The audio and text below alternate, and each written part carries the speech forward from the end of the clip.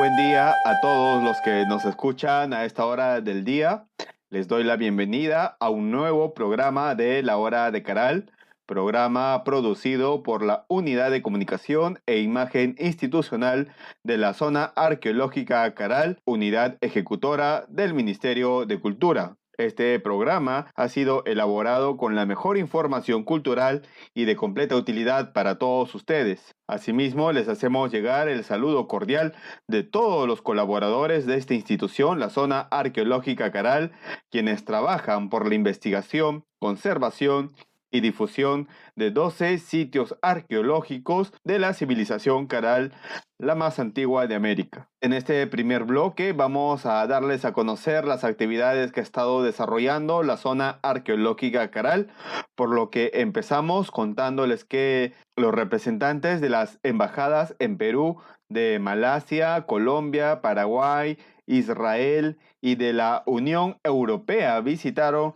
la ciudad sagrada de Caral durante el mes de octubre. Ellos mostraron su admiración y reconocimiento al importante patrimonio cultural de la civilización Caral desarrollada en el área norcentral del país. El embajador y jefe de la delegación de la Unión Europea en Perú, David Mellado, y el embajador de Israel, Asaf Ichilevich, llegaron acompañados de sus familiares, quienes quedaron impresionados con la monumentalidad de los edificios públicos, la historia social y el desarrollo alcanzado por la sociedad de Caral hace 5.000 años. Asimismo, llegaron a este sitio arqueológico las embajadoras María Claudia Mosquera de Colombia y Ana María Bayardi Quesnel de Paraguay, quienes se comprometieron en regresar con los embajadores de Ecuador y Brasil para ratificar la declaratoria de la Comunidad Andina de nombrar a Caral como pionera de la integración de la región. Lo propio hizo la embajadora de Malasia en nuestro país, Fanny Anak Nuli, invitada por el congresista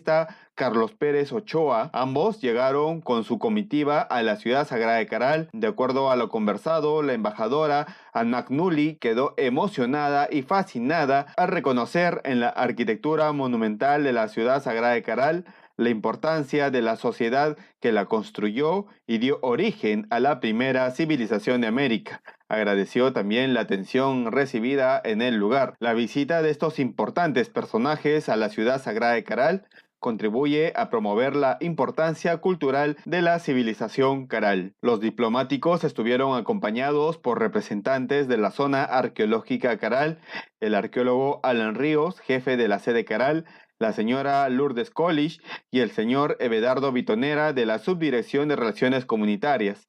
Las visitas se realizaron aplicando el estricto protocolo de bioseguridad implementado como medida de vigilancia, prevención y control frente al coronavirus. Cabe recordar que en 26 años de investigaciones dirigidos por la doctora Ruth Shadi Solís, directora de la Zona Arqueológica Caral, se han identificado 25 centros urbanos relacionados con la civilización Caral en el Valle de Supe y uno en Huaura. También le recordamos que el ingreso a la ciudad sagrada de Caral, Áspero y Bichama es gratuito hasta el 31 de diciembre del presente año previa inscripción. Los invitamos a visitar nuestra página web www.zonacaral.gov.pe para mayor información.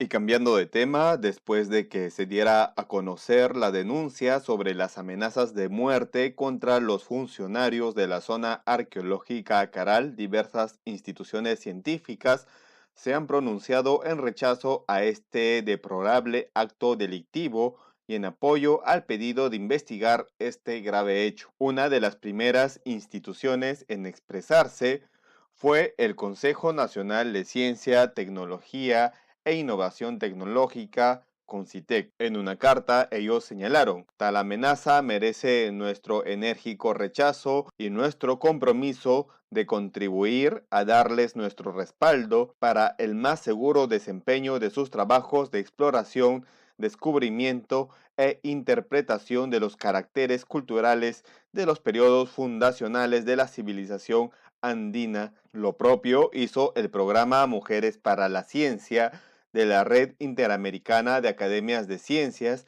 y ANAS por sus siglas en inglés, al cual pertenece la doctora Shadi Solís como punto focal peruano. Expresamos nuestro firme rechazo a tales amenazas y deseamos transmitir nuestro cálido apoyo a la doctora Shadi Solís, esperando que las autoridades locales tomen las medidas necesarias para preservar la integridad de los investigadores y el patrimonio arqueológico, señalaron. Del mismo modo, la Academia Nacional de Ciencias Exactas, Físicas y Naturales de Argentina envió una carta indicando: deseamos expresar nuestra preocupación por los hechos, acompañando solidariamente a la doctora Ruth Shadi Solís y a los funcionarios amenazados, a la vez que manifestamos nuestro rechazo a cualquier acción que ponga en riesgo el extraordinario patrimonio arqueológico del Perú. Por otro lado, la Academia Nacional de Ciencias de Costa Rica envió una carta indicando que están dispuestos a apoyar en las denuncias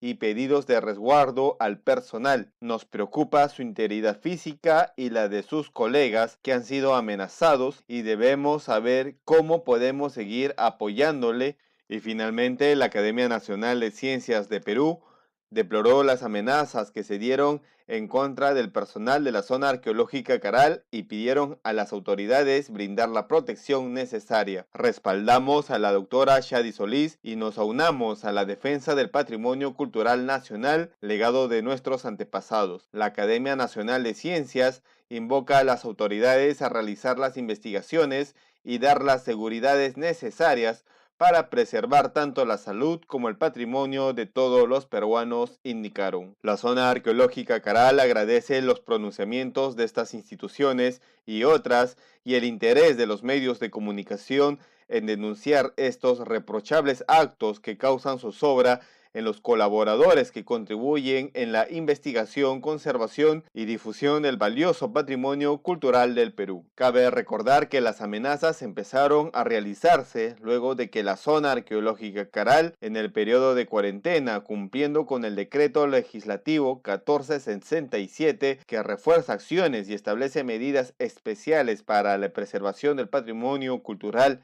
en el marco de la emergencia sanitaria a nivel nacional declarada a consecuencia del coronavirus, denunciara las invasiones y afectaciones al patrimonio arqueológico de los sitios Ciudad Sagrada de Caral, Chupacigarro, Piedra Parada, Alpacoto, Bichama y Limán. Con esta información vamos a otro corte y regresamos con la segunda parte de su programa La Hora de Caral.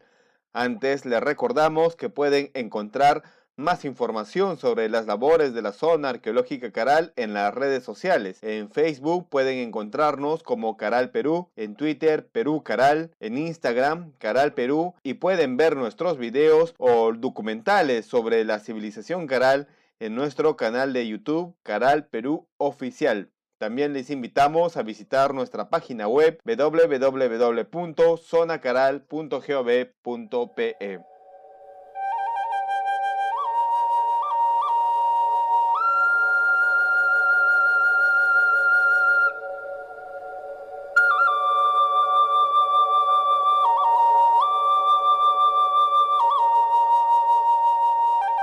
Y ya estamos de regreso, les damos los buenos días a los que recién se conectan a esta hora de la mañana, les damos la bienvenida a su programa La Hora de Caral. Hoy continuamos con la edición especial por el 26 aniversario de la civilización Caral.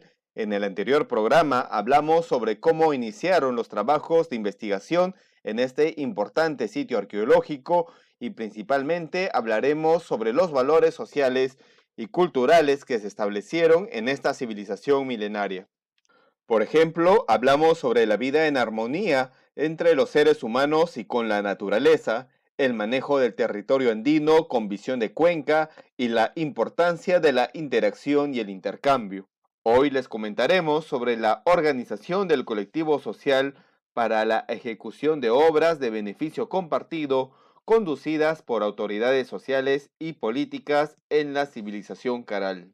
Las formas de trabajo andinas en esta civilización frente a las condiciones de la naturaleza, los caralinos pues asumieron el reto de trabajar en conjunto para darle continuidad a la habitabilidad. Comprendieron que requerían aplicar una organización que hiciera posible la vida en armonía, el compartir esfuerzos y asegurar el acceso general a los recursos y productos necesarios. Según las actividades a desarrollar, se organizaron con sus autoridades civiles y políticas en AINI, el cual consistía en obras de beneficio familiar como el acondicionamiento de parcelas o la construcción doméstica.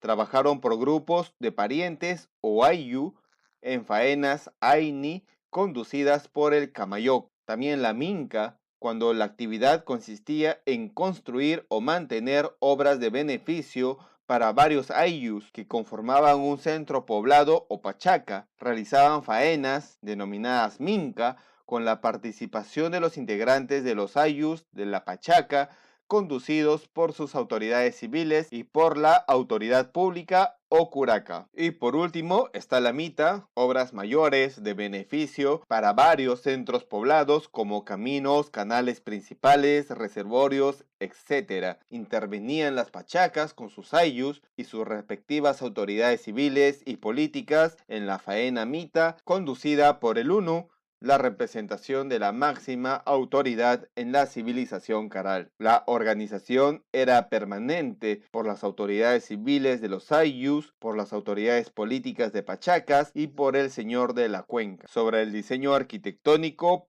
planeamiento y organización en la ejecución de obras, las autoridades, apoyadas en una ideología religiosa fuerte, convocaban a los pobladores para realizar trabajos cíclicos de construcción arquitectónica. Cada nueva obra siguió los cánones arquitectónicos tradicionales y mantuvo el sentido comunitario del centro urbano. En el Valle de Supe se han identificado ciudades, pueblos y aldeas de la civilización caral de diversa extensión y complejidad, distribuidos en ambas márgenes de las diferentes secciones. En ellos, pues, construyeron edificios públicos, residencias de élites y conjuntos de viviendas. Las 8 ciudades denominadas zona capital destacan por los impresionantes edificios monumentales que erigieron en ellas. Antes de construir, los especialistas diseñaban el centro urbano en maquetas con los edificios arquitectónicos a escala, como se ha evidenciado en uno de los edificios del asentamiento El Molino. La maqueta es una evidencia excepcional donde se aprecia el núcleo urbano constituido por un conjunto de edificios piramidales y un espacio central público. Demuestra la planificación aplicada por los antiguos urbanistas. Otro valor en la civilización caral es la identificación de problemas y búsqueda de soluciones a través de la producción de conocimientos, ciencia y tecnología. Por ejemplo, conocimientos para registrar los cambios astrales y sus efectos en el planeta Tierra y sus habitantes. Hubo especialistas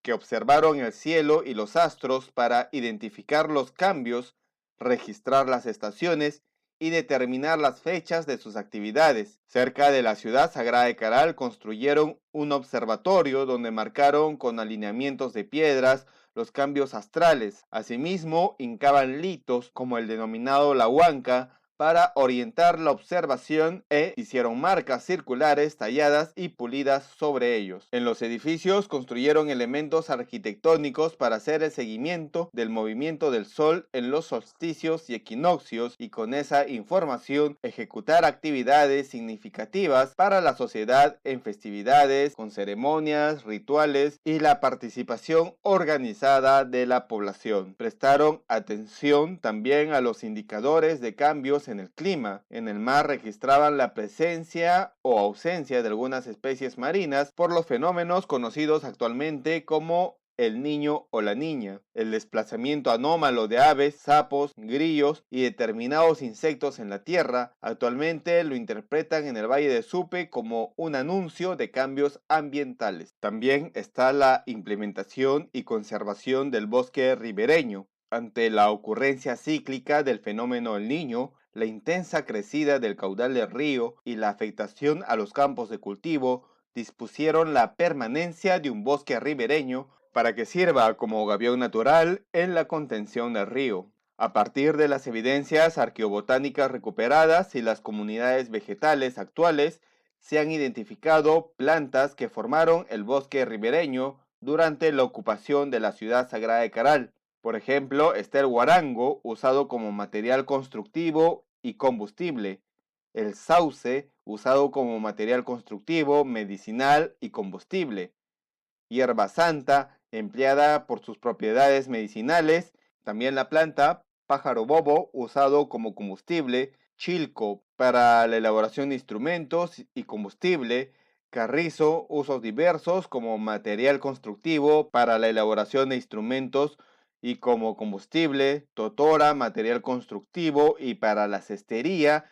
Asimismo está la caña brava, de uso diversos como material constructivo para la elaboración de instrumentos varios y como combustible, y finalmente el junco, usado como material constructivo y para la cestería. En la ciudad sagrada de Caral construyeron con materiales de la zona, efectuaron las siguientes labores de ingeniería civil para tener una construcción sostenible con tecnología sismo resistente. Primero prepararon el terreno. En los espacios con irregularidades, ondulaciones o declives que podían afectar la estabilidad de los edificios, hicieron nivelaciones mediante terrazas en cuyo interior depositaban en forma ordenada diversos materiales. Para las viviendas construyeron estructuras arquitectónicas de quincha, entretejiendo como un textil troncos y cañas con fibras vegetales que luego recubrieron con masas de pintura. La quincha es flexible y tiene un comportamiento dinámico durante los sismos. Dispensa fuerzas y no suele quebrarse, derrumbarse ni hacer daño.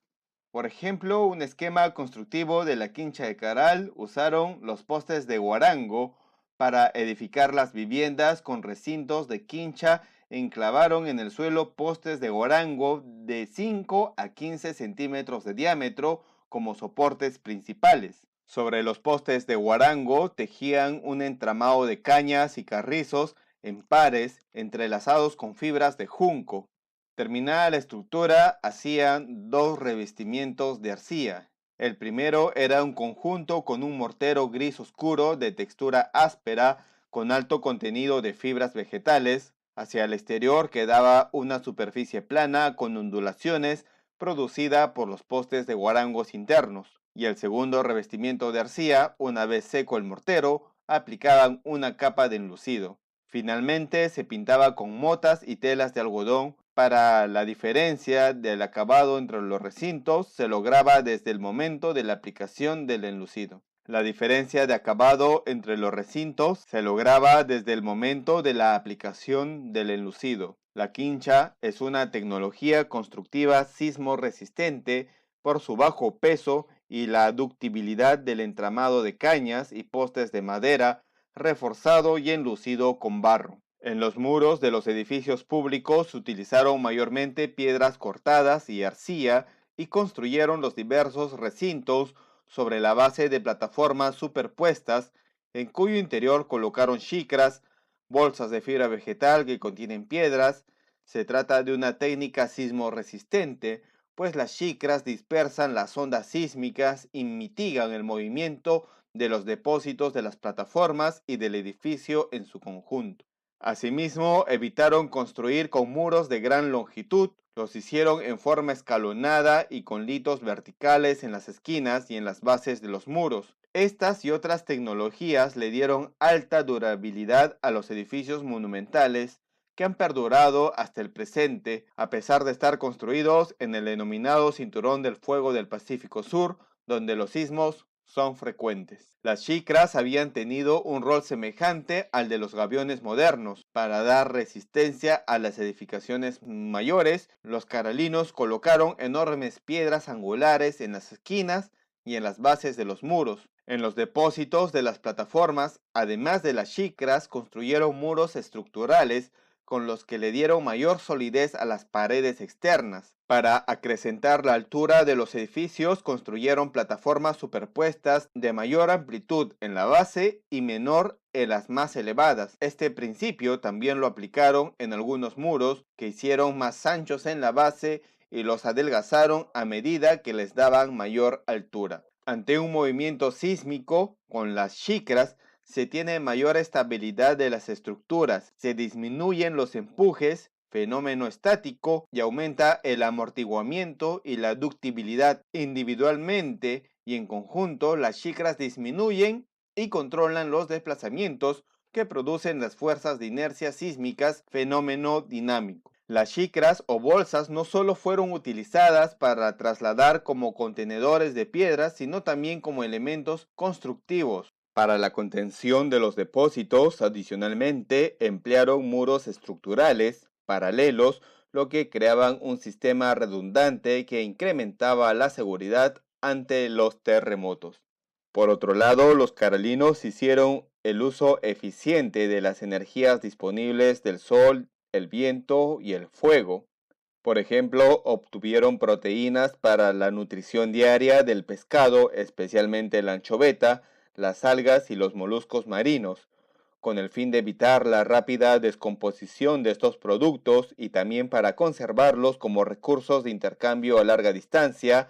Los salaban y secaban, una técnica que aprovechaba la energía del sol y de los vientos. Con este fin colocaron los productos marinos sobre tendales acondicionados en los cerros y les echaron sal, que extraían de las salinas cercanas, ubicados en Supe y Huacho.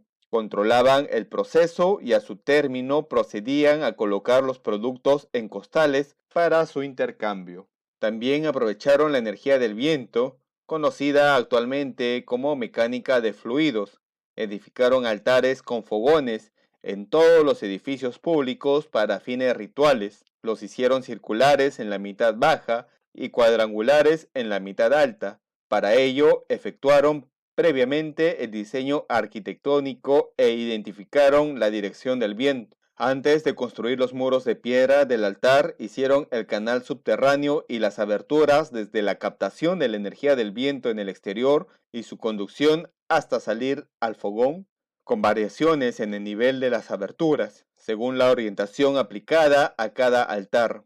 Así, mediante la captación del viento, su canalización en un espacio reducido, incrementaron su velocidad y lograron flamas de alta temperatura. Con este conocimiento de mecánica de fluidos denominado efecto Venturi, formalizado en Europa en 1797, lograron el mantenimiento del fuego y la calcinación de los diversos materiales que echaron en los fogones. Bueno, estimados oyentes, hasta aquí dejamos este tema y nos vamos a un nuevo corte. Les recordamos que pueden encontrar mayor información sobre las labores de la zona arqueológica Caral en nuestras redes sociales. En Facebook estamos como Caral Perú, en Twitter Perú Caral, en Instagram pueden seguirnos en Caral Perú y pueden ver videos relacionados a la civilización Caral en nuestro canal de YouTube Caral Perú Oficial.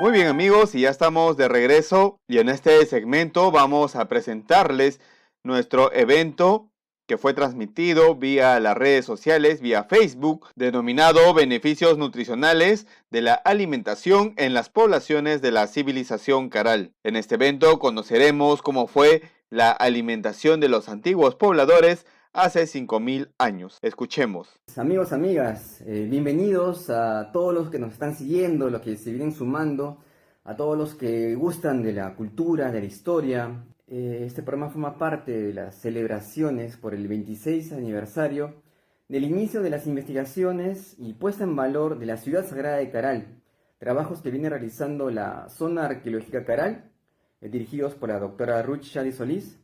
No solamente en la ciudad sagrada de Caral, actualmente son 12 los sitios en donde se viene investigando, ubicados en los valles limeños de Supe y de Huaura.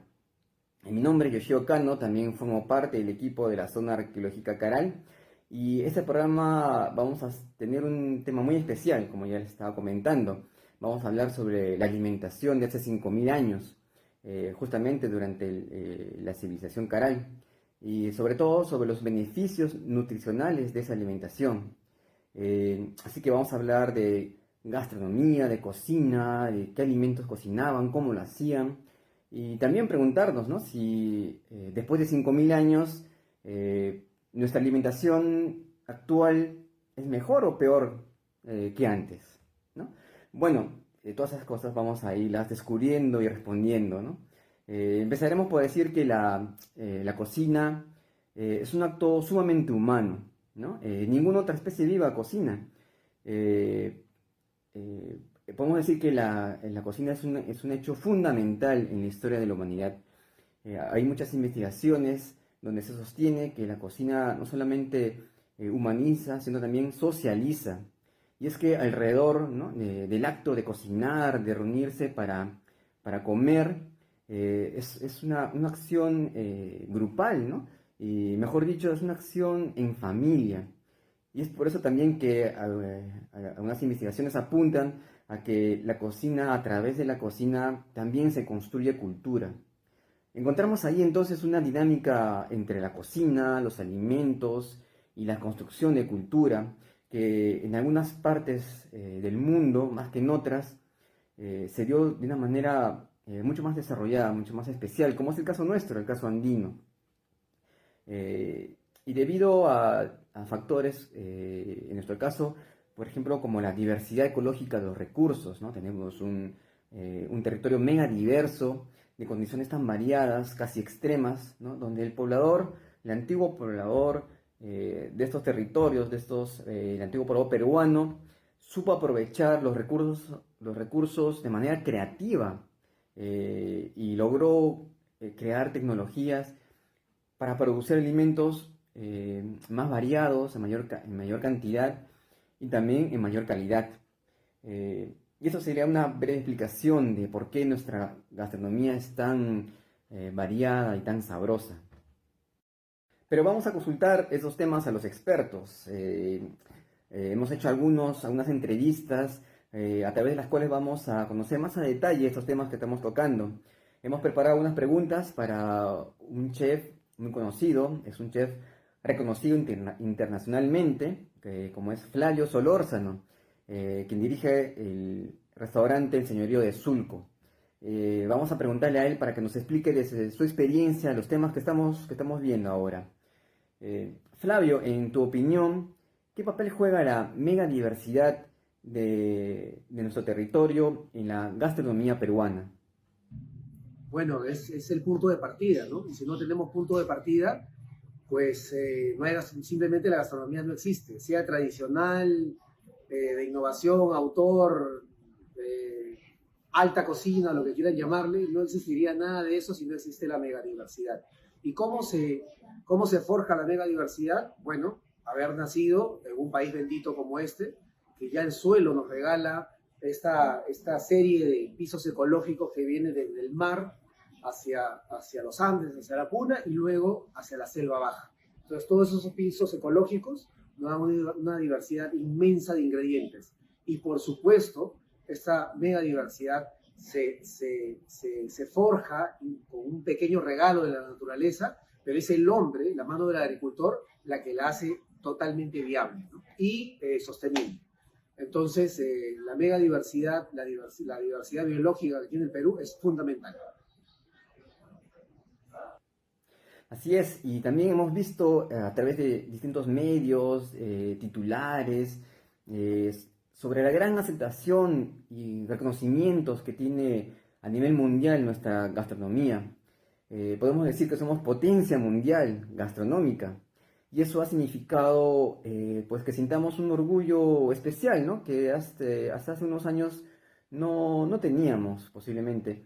¿Qué impacto crees tú que ha tenido la gastronomía peruana en la identidad y en la autoestima nacional? El impacto de la gastronomía en el orgullo, en la identidad del peruano, pues tiene un papel importantísimo desde hace poco más de 20 años. Yo creo que ya no vamos para los 30 años, desde que se comenzó a hacer o a reconocer que la gastronomía era el eje en el que se encontraban todas las clases sociales, todas las razas, toda la diversidad étnica que tiene el Perú. Entonces, pues la gastronomía, los últimos 20 años, viendo siendo motivo de orgullo, como ningún deporte lo había hecho antes, como ninguna marca lo había hecho antes, como ninguna manifestación lo había hecho antes. Y eso sigue de manera sostenible, ¿no? Entonces, de hecho, la gastronomía no solamente es motivo de orgullo, de levantar nuestra autoestima, sino también es una forma de desarrollo social y hasta económico. Así es, dicha situación ha traído múltiples beneficios para el desarrollo del Perú. Ahora vayamos un poco más a tu experiencia, Flavio, en la forma que haces cocina. ¿En qué se basa la propuesta culinaria del señorío de Sulco? ¿En qué te inspiras, Flavio? La propuesta culinaria del señorío de Sulco, bueno, como su nombre lo dice, es el antiguo nombre que recibía esta suerte de cacicazo o señorío, que se llamaba señorío de Sulco. Entonces justamente se pone el nombre para recuperar el antiguo nombre de toda esta zona. Estamos en Miraflores, pero señorío de Sulco también abarcaba no solo Sulco, sino también Miraflores, San Isidro, Chorrillos. Era una suerte de distrito muy, muy grande.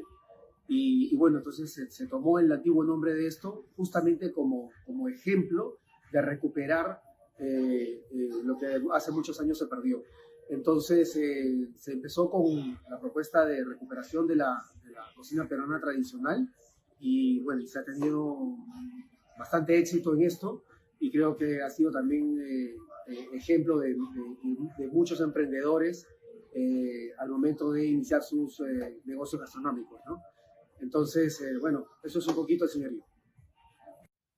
Sabemos que en ese trabajo, en ese esfuerzo de recuperación de conocimientos y tradiciones, han realizado mucha investigación y esa ha sido parte de su éxito. Al respecto, ¿existen técnicas culinarias, instrumentos de raíces ancestrales en la cocina actual y en tu cocina? Bien, técnicas ancestrales en la cocina peruana y en la cocina del señorío, sí, por supuesto. Yo amo encontrar estas técnicas, ¿no? Yo últimamente me he dado cuenta, por ejemplo, que hay una suerte de pugna por la carapulcra y veo que los hermanos de Chincha tienen mucho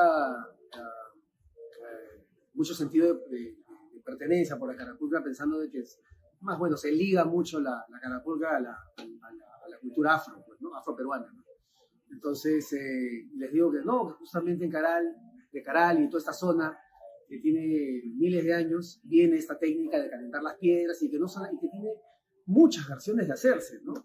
Porque inclusive como que es con la papa fresca y tiene que ser con la papa fresca, si no, no es, ¿no? Entonces, cosa que le doy con la contra totalmente a lo que acabo de mencionar, porque estas sopas de piedra, estos paris que se preparan en el norte chico, es la zona donde más, por ejemplo, se encuentran formas de preparar el plato y de platos parecidos a este, ¿no? Entonces, digamos que hay una suerte de hallazgo de formas, de distintas formas ancestrales de preparar el plato, con lo cual me dice a mí, usando también una suerte de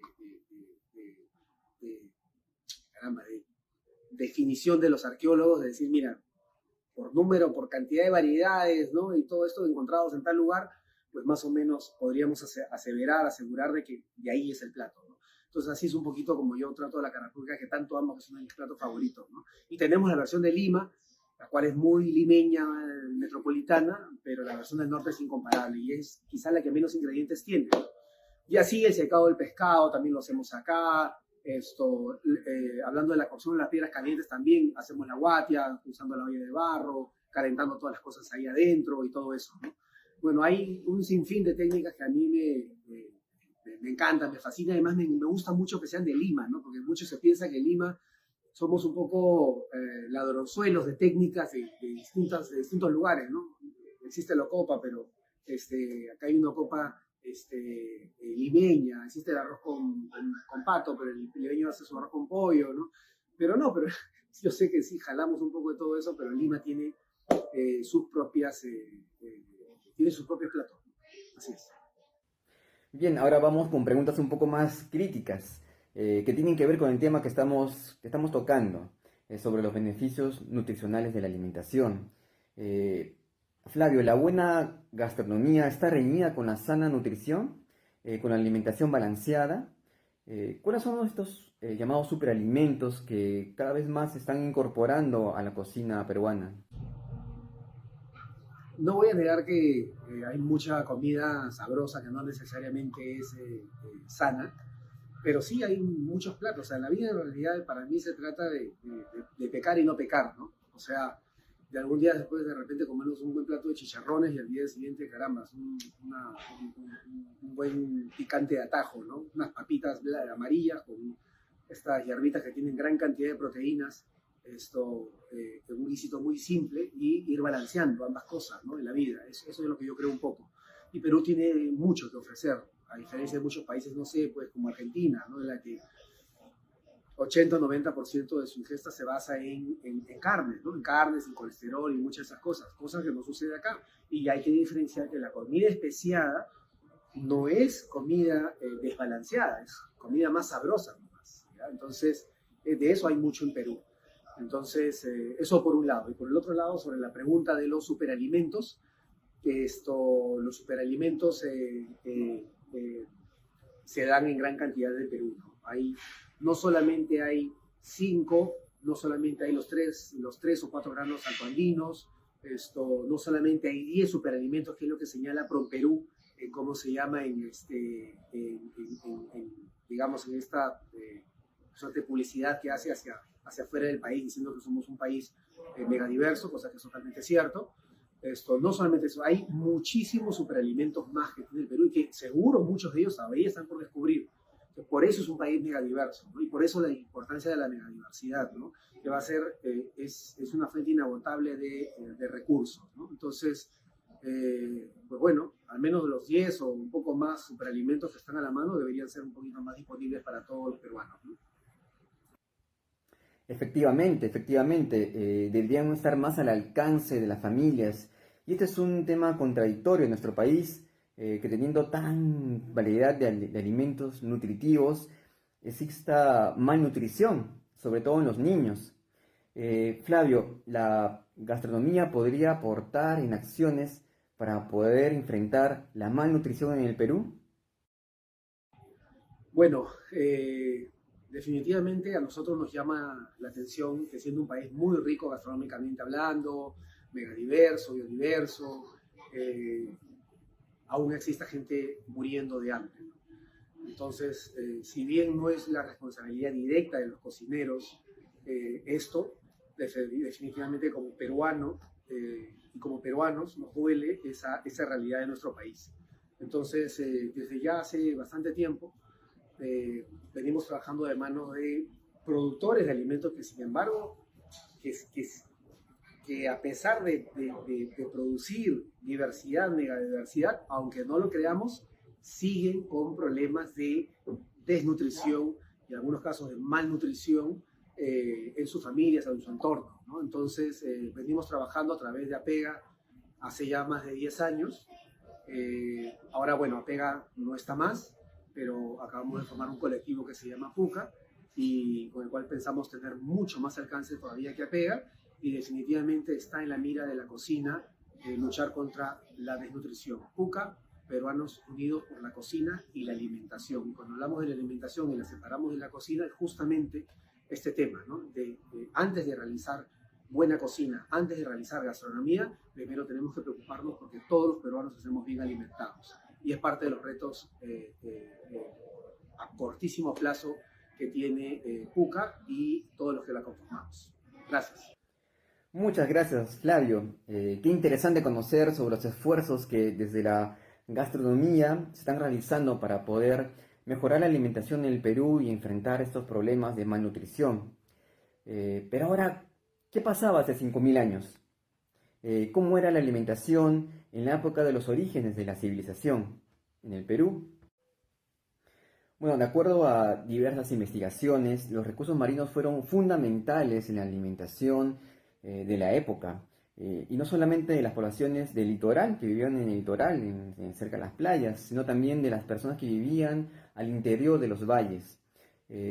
Los recursos marinos fueron la fuente principal de proteínas en la dieta de estas poblaciones, lo que no ocurre actualmente, ¿verdad? Ahora consumimos más carnes rojas y también carnes procesadas. En cambio, los antiguos pobladores del litoral peruano aprovecharon los abundantes recursos de uno de los mares más ricos del mundo, y esto les permitió asegurar su subsistencia. Y así lo hacían también las poblaciones del litoral de Supe, como por ejemplo Áspero. Sin embargo, en esta zona, en esta área, experimentaron algo muy distinto que las diferenció de las demás, algo sin precedentes, ¿no? Y que fue que empezaron a cambiar su organización social.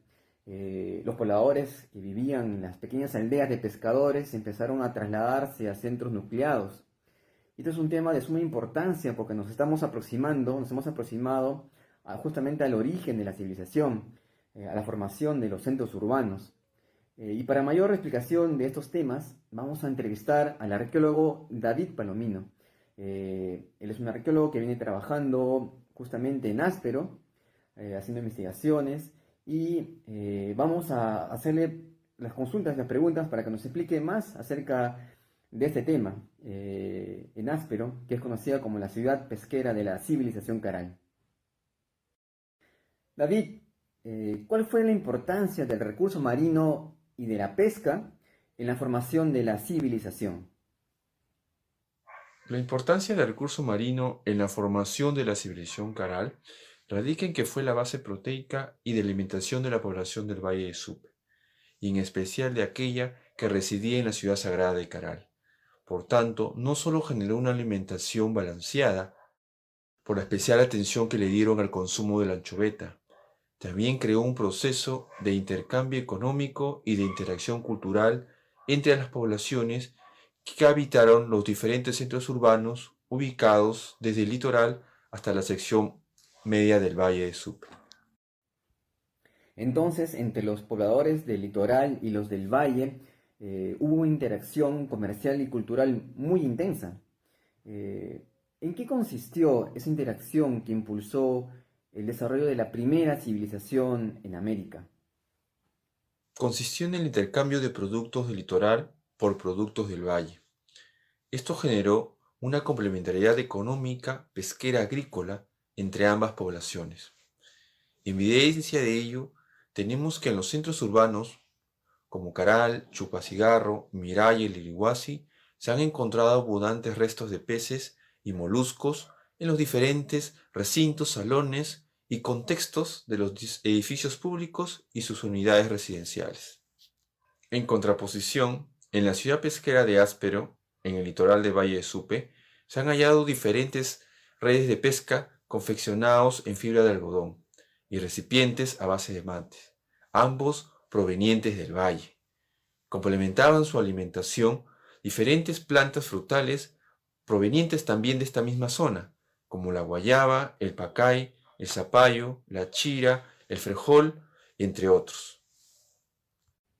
Lo cual quiere decir que ese intercambio de complementariedad entre las distintas poblaciones del Valle de Supe hizo posible que pudieran acceder a una gran variedad de productos y de recursos, ¿no?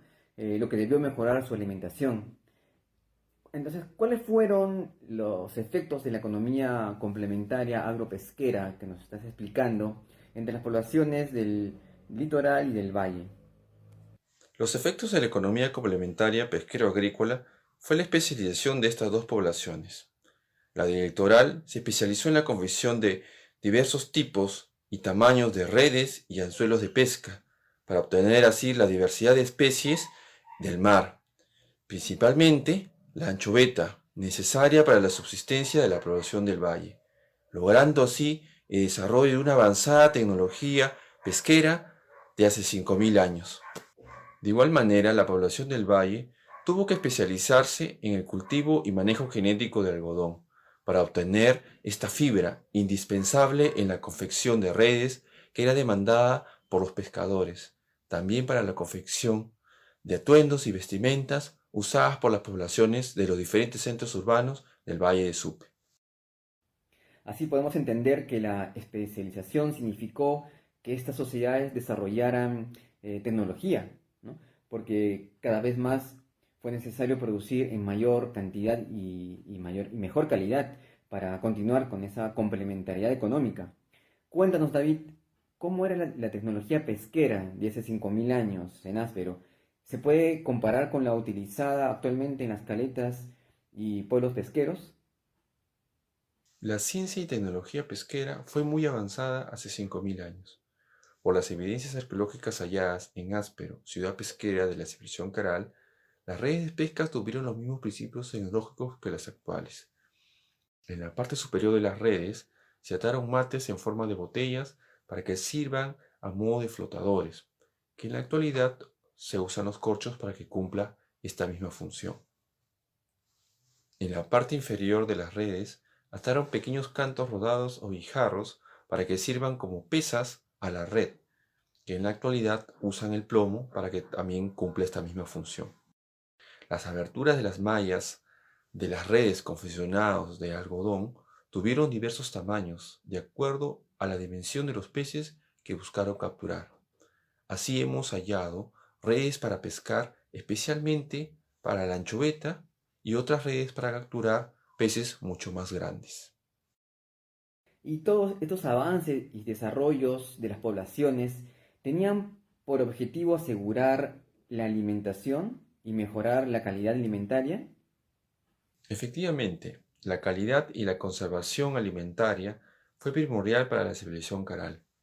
Y esto fue porque en el mismo proceso de intercambio, los recursos marinos necesitaban llegar en buen estado a los centros urbanos que se ubicaban a 25 kilómetros al interior del valle, donde se ubica, por ejemplo, la ciudad sagrada de Caral.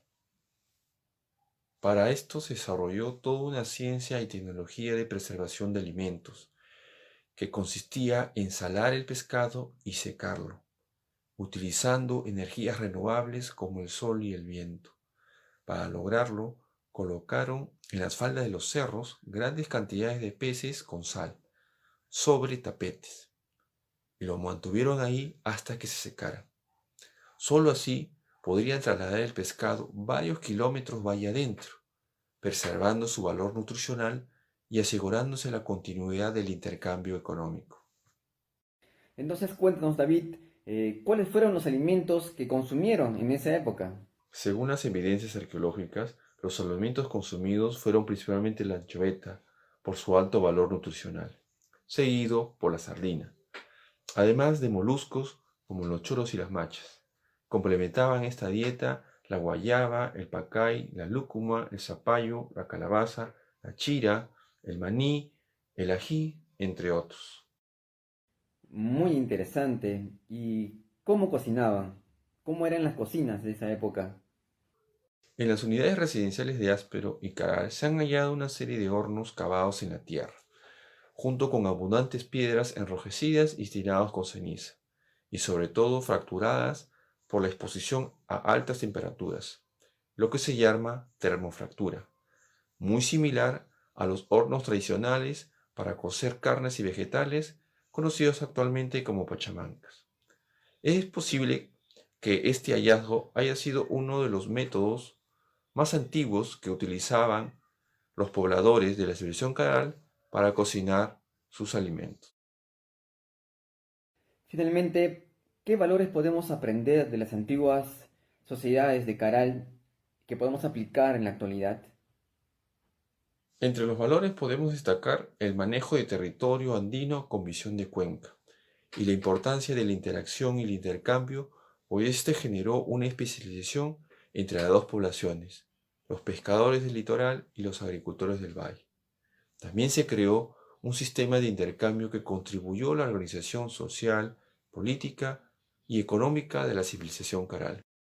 En especial, la actividad pesquera fue de mucha importancia, pues el consumo de la anchoveta dotó de una base proteica necesaria para la subsistencia de las poblaciones que habitaban los diferentes centros urbanos en el Valle de Supe. Muchas gracias, David, por toda esa información. Ha sido algo muy interesante poder escuchar de primera mano cómo fue la alimentación de hace 5.000 años en la civilización Caral. Para complementar con esta vasta información, también quisiera destacar que en los asentamientos de la civilización Caral se han recuperado evidencias del consumo de palta, camote y también de legumbres como el frijol y el payar, que en combinación con el consumo de anchoveta, como explicó David, fue la base de la alimentación que le dio seguridad a la salud y al desarrollo de estas poblaciones. El desarrollo precoz y sin precedentes de la civilización Caral, entonces, está en relación con la seguridad alimentaria que tuvieron sus pobladores, deshidratando y almacenando los alimentos, como las legumbres y sobre todo la anchoveta. Justamente esta técnica milenaria de deshidratación y conservación de la anchoveta, el secado de anchoveta que explicó también David, aún se sigue practicando en algunos distritos de pescadores, especialmente en la caleta de Carquín, ubicada en Huaura, cerca del antiguo asentamiento de Áspero, justamente. Por ello, en el año 2016 se declaró Patrimonio Cultural de la Nación a la técnica ancestral del secado de anchoveta de la costa central del Perú. David también nos habló sobre la importancia del intercambio y la complementariedad agropesquera, lo que inició la cadena de comercio, no solamente local, también se extendió hacia otras regiones a través del intercambio interregional. Por eso en Caral se han recuperado productos procedentes de diversas zonas ecológicas, de sierra y selva, por ejemplo muestras de yoque, cactus, perico cordillerano y cóndor andino, así como congompe, achote y tutumo de la selva. Incluso recursos y productos de larga distancia, como el muyu o Spondylus, que procede del Ecuador, y la sodalita, esta piedra azul que proviene del altiplano. Así vemos que existió un sistema muy grande de intercambio, ¿no?, de la primera civilización, de intercambio pero también de integración y de respeto intercultural para aprovechar adecuadamente la diversidad de recursos. Este es un valor que no vemos ahora, ¿no? Este respeto intercultural que debemos recuperar.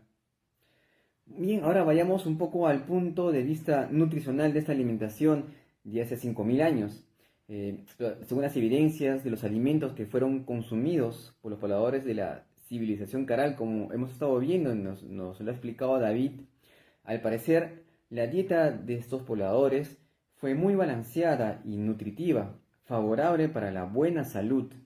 Y esto lo decimos ¿por qué? Bueno, de acuerdo a la opinión de diversos nutricionistas, entre los alimentos que no deben faltar para una buena alimentación, están algunos de los que fueron encontrados justamente en los centros urbanos, en los asentamientos de la civilización Caral, como por ejemplo las legumbres, como el frijol y el payar, por su alto contenido de ácido fólico, antioxidantes, hierro y fibras.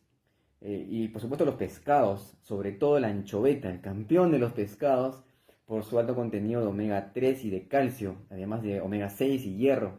También el camote, al ser el alimento con mayor contenido de vitamina A, y la palta, que contiene grasas saludables y un alto contenido de potasio, entre otros muchos beneficios. Y por todo ello que hemos estado viendo, resulta paradójico, ¿no?, contradictorio que después de 5.000 años, teniendo esa tradición de buena alimentación en el Perú, actualmente exista un importante problema de malnutrición, sobre todo infantil. Es decir, hemos perdido nuestra antigua tradición de una alimentación saludable.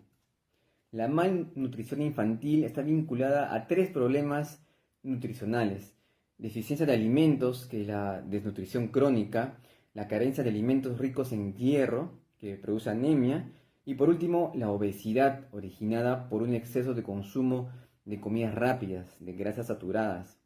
Y la anemia infantil en el Perú es uno de los casos más urgentes a resolver. Así que los alimentos que fueron consumidos, ¿no?, que nos enseñaron a consumir los antiguos pobladores de la civilización Caral, son justamente los que aportan los beneficios nutricionales suficientes como para combatir y erradicar de manera definitiva la anemia infantil y los demás problemas de malnutrición.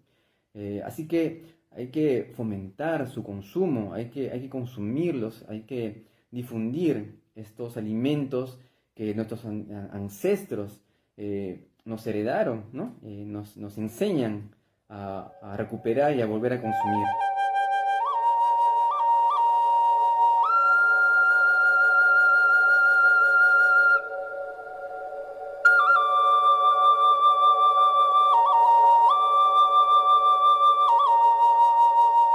Muy bien amigos, y después de conocer un poco más sobre cómo fue la alimentación en la civilización Caral, hemos llegado al último segmento del programa y en estos últimos minutos compartiremos con ustedes las palabras por el 26 aniversario de Caral de Liliana Shino, jefa de la delegación peruana ante el Comité de Patrimonio Mundial de la UNESCO el 2009, y del docente principal de la Pontificia Universidad Católica del Perú, Peter Caulique, quienes resaltan el trabajo de la zona arqueológica Caral y la doctora Ruth Shadi. Escuchemos. Considero un privilegio dirigir unas palabras con ocasión del 26º aniversario del inicio de las investigaciones sobre la civilización Caral y la puesta en valor de la ciudad sagrada, Patrimonio Mundial.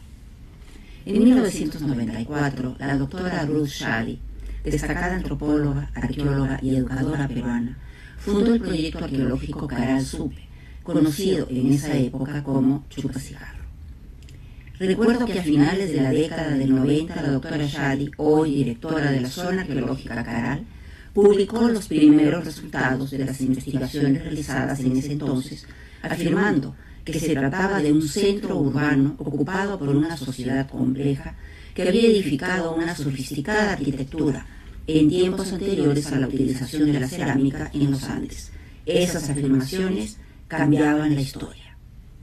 La doctora Shadi, con gran motivación y profesionalismo, formó un equipo multidisciplinario dedicado a la investigación, conservación y puesta en valor de este importante sitio, logrando precisar que la civilización Caral se formó en el área norcentral peruana durante el formativo inicial, es decir, hace 5.000 años, floreciendo entre los años 3000 y 1800 a.C., casi simultáneamente con las civilizaciones de Mesopotamia, Egipto, India y China. Una característica especial del trabajo llevado a cabo en Caral ha sido vincular el patrimonio arqueológico con las poblaciones que viven en la zona, incorporando con gran éxito el importante tema de la responsabilidad social. Hace 11 años, en junio del 2009, en Sevilla, España, el Comité del Patrimonio Mundial de la UNESCO, luego de aplicar estrictos criterios de evaluación, decidió la inclusión de la ciudad sagrada de Caral en la lista del Patrimonio Mundial, reconociendo así el valor universal excepcional de este importante sitio arqueológico del Perú, asiento de la civilización más antigua de América, notable por su complejidad y su impacto en el desarrollo de asentamientos en todo el Valle de Supe. La inclusión en la lista del Patrimonio Mundial, honor conferido por la UNESCO a sitios específicos en el planeta, fue corolario de esa eficiente labor de gestión de la doctora Ruth Shadi y del trabajo en tándem entre el Proyecto Especial Arqueológico Caral y el Ministerio de Relaciones Exteriores. Sin lugar a duda, el momento cumbre de la designación mediante votación de los miembros del comité fue sumamente emotivo, hecho que todos los que tuvimos el honor de estar presente con la doctora Shadi lo recordamos de manera especial. De hecho, es inolvidable. Gracias, doctora Shadi, por su constante dedicación, por dar a conocer la historia social que se ha descubierto sobre la civilización Caral, importante parte de nuestra historia, de nuestro pasado. Quiero felicitar a la doctora Shadi por el aniversario 26º de sus labores en Caral. En 1994 pocos conocían las ruinas del Valle de Supe, y los que sabían esto pensaban que era del periodo formativo. Gracias a la labor de ella, porque ahora se sabe de que no solamente Caral, sino una docena de otros sitios en el valle corresponden al mismo tiempo y que se caracterizan por arquitectura monumental y una complejidad insospechada. El mismo año, el doctor Rick comenzó a excavar en Chavín de Huántar, y ahora se sabe de que Chavín comienza probablemente alrededor de 1200 antes de Cristo, lo que significa de que Caral es algo así como 1,5 milenios antes de este sitio tan nombrado. Eso es un gran logro, me parece, y que ha sido reconocido en el mundo entero. Un segundo aspecto que me parece que hay que destacar es su labor muy decidida en tratar de identificar la población local con estos sitios, y creo que esto lo ha logrado también. Entonces, esto me parece que es algo que es de un logro pues que muy excepcional, y por lo tanto quiero volver a felicitarlo. Y con estas palabras pasamos a despedirnos. Recuerden respetar y proteger su patrimonio cultural, que, como ya se ha demostrado, es parte de nuestra herencia milenaria. Que tengan un buen día. Permiso.